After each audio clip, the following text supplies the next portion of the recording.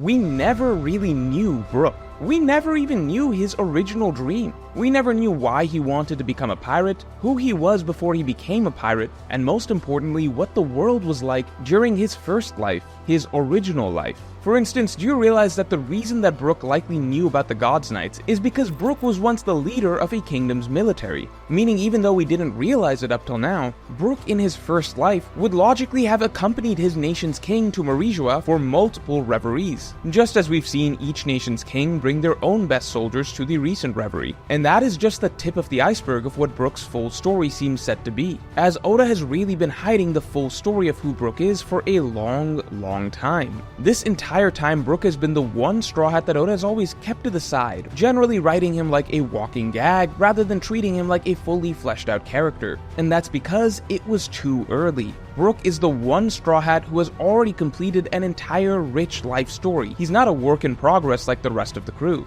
And so Oda chose to write him as a one-dimensional character for so long, because while in reality Brook has the deepest and densest story of any Straw Hat, it was not yet time for us to discover what that full story was. And Oda saved it specifically for this arc. Not just because Brook's past is finally going to become important, but because Brook's music is going to be the key to resolving the Elbaf arc as well. This is what Oda has been holding off on for this character, for an arc where Brook is finally meant to step into the spotlight, not just as the funny, quirky, talking skeleton, but as a man who has lived a full and deeply layered life, whose hidden past can finally help us understand the conflict of today, and whose music can be used as more than just entertainment, but rather as the ultimate means to move the human soul. But before we get into it, make sure to subscribe. But first, we have a huge announcement. The end is here. The World of One Piece travel poster collection is finally at its conclusion. And so for the grand finale, we are opening up all the previous islands from the World Tour back for you this month so you can complete your collection, along with the final batch of islands you can get for your walls: Baratier, Arlong Park,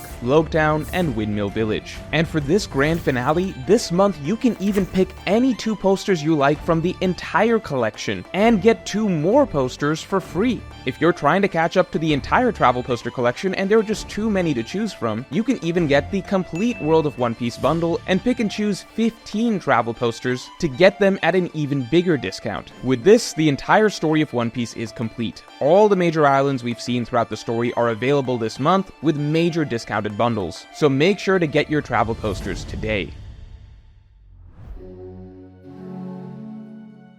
So that aside, to begin with, Brook has always been by far the most underdeveloped Straw Hat, right from his introduction. Whereas each Straw Hat's primary story arc generally revolved around them as the main character and central focus, for Brook, even in his primary arc, Thriller Bark, he was never really the center of the plot. He became just an additional character whose shadow had to be retrieved, and who could provide some context on Moria and Thriller Bark. In many ways, from the beginning, Brook was already being written as just a side accompanying piece to the rest of the main character Straw Hats, even during his own arc. And notably, where Straw Hat's backstories tend to be the emotional centerpiece of their primary arcs, Brook's backstory was only squeezed in at the very end of Thriller Bark during the epilogue, after the main events of the plot had already resolved, as Brook's own story was never the emotional center of the arc. The only other Straw Hat you could say was never really the emotional center of a specific arc is Jinbei, but Jinbei at least has had several storylines that flesh him out as a character and add depth. Whereas for Brook, in the 600 plus chapters following Thriller Bark,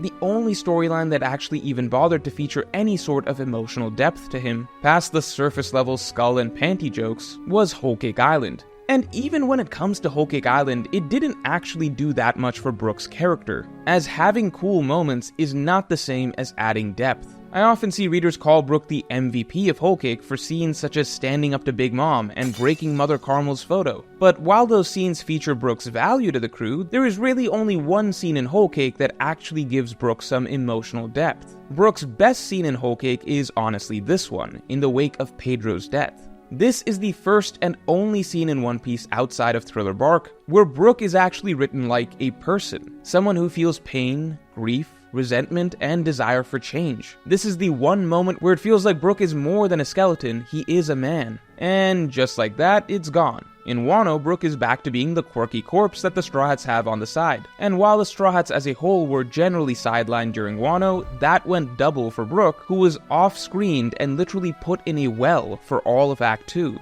And I don't know if anyone even knows what the hell Brook was doing during Egghead. And consider that on top of all this, despite being in the story for 700 chapters now, Brook is the only Straw Hat in all of One Piece who has still never gotten an actual fight. At times it almost began to feel like Brook was simply meant to be a bonus Straw Hat. Not a real, deeply fleshed out main character like the rest, but a quirky gag character who Oda conceived that he decided would be fun to make a permanent addition. Perhaps Brook's sole narrative purpose was to tie up the Laboon loose end, so that the Straw Hats' journey around the globe could end on a nice sentimental reunion with the first character they encountered on the Grand Line. Even Brook's role on the crew, as the musician, is practically symbolic of the character himself. Fun to have around, but definitely not a necessity. Except, that's not actually the case when we look deeper. Maybe Luffy's claims that a musician is in fact essential for his crew do carry some hidden weight. Music has power in One Piece. There is genuine value to it.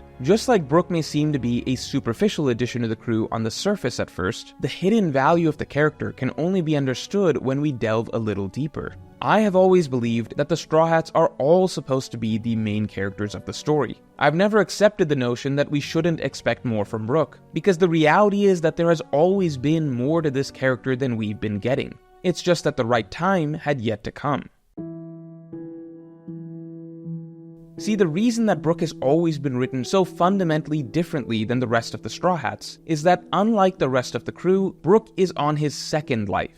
For most of the Straw Hats, this journey is where they are forming their identities. This journey is where they are overcoming their flaws, chasing their dreams, and becoming the actualized versions of themselves. But Brook has already lived a complete life as a man once. Brook's original dream was never even to reunite with Laboon, but the fact that we are only now learning that his true dream is one that he long ago fulfilled, to become a pirate, speaks volumes of how much we don't actually know about this character, how much of his true story Oda has hidden from us. Brook already had his own journey, he completed it, he died, and he is now on a second go-around, specifically to close out one loose end. Not for himself, but for the sake of fulfilling a promise to another. The story of Brook has already completed. The character arc complete, the dream achieved, he is simply on his epilogue, while the rest of the Straw Hats are still writing their books. And that is where the genius of Brook as an addition to the Straw Hats comes in. Because what Oda has been saving all along is finally uncovering the details of what happened in Brook's story. Because Brook's story, his true story, comes from a deliberately completely different timeline from the rest of the Straw Hats, a period from over 50 years ago. A period that is now becoming crucial to our understanding of the current story. Oda held off on delving into Brook's character because Brook's full story would reveal too much about the rest of the narrative. All along, Brook was the hidden piece from the past that could make the modern day story of the main characters work.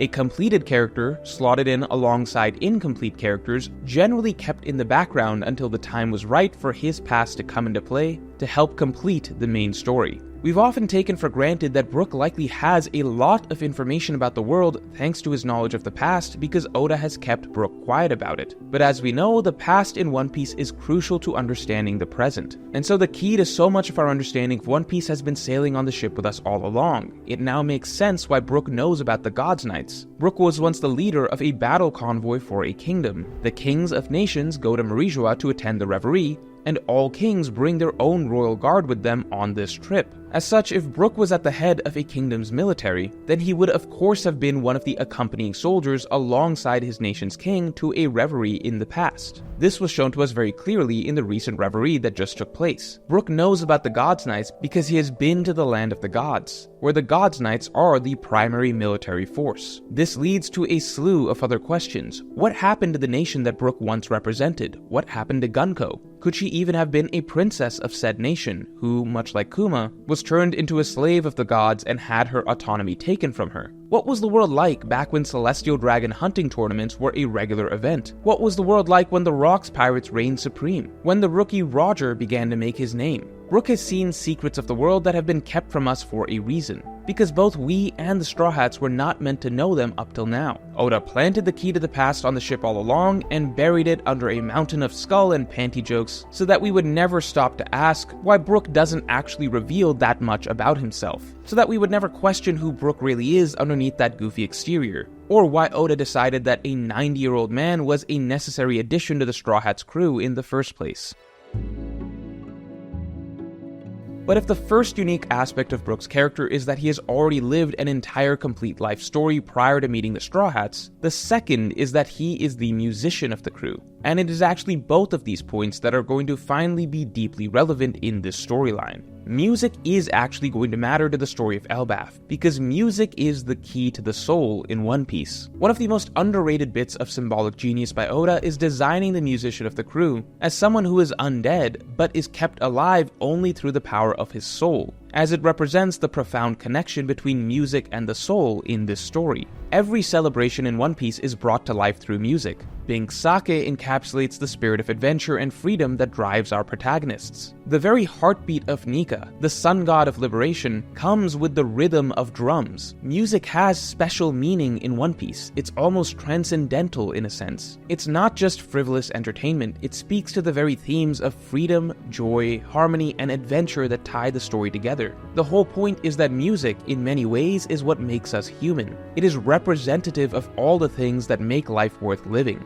And that's precisely why Oda chose a literal skeleton to be the embodiment of music. And Brook's music is so magical that it literally, not figuratively, but literally can move the soul. We saw this first in Whole Cake Island, where Brook turned out to be the hard counter to Big Mom's soul powers. Brook could actually affect the souls of the homies, leading even Big Mom to respect him as the Soul King. And this power of Brook's, this power of music to affect the soul, is so crucially important in the final saga of One Piece, because as we're seeing in recent arcs, an extremely prominent theme that is developing is the idea of the soul in general. This is the saga about defying the celestial dragons, the gods of the world, and the idea that is being reiterated over and over is that no power can crush the human spirit, because the soul will always remain intact no matter how much the mind and body are subjugated. We've seen this last arc with Kuma, as even as a machine with all consciousness erased, the power of his soul drove him to fight for his daughter. And we're seeing it now, as Gunko,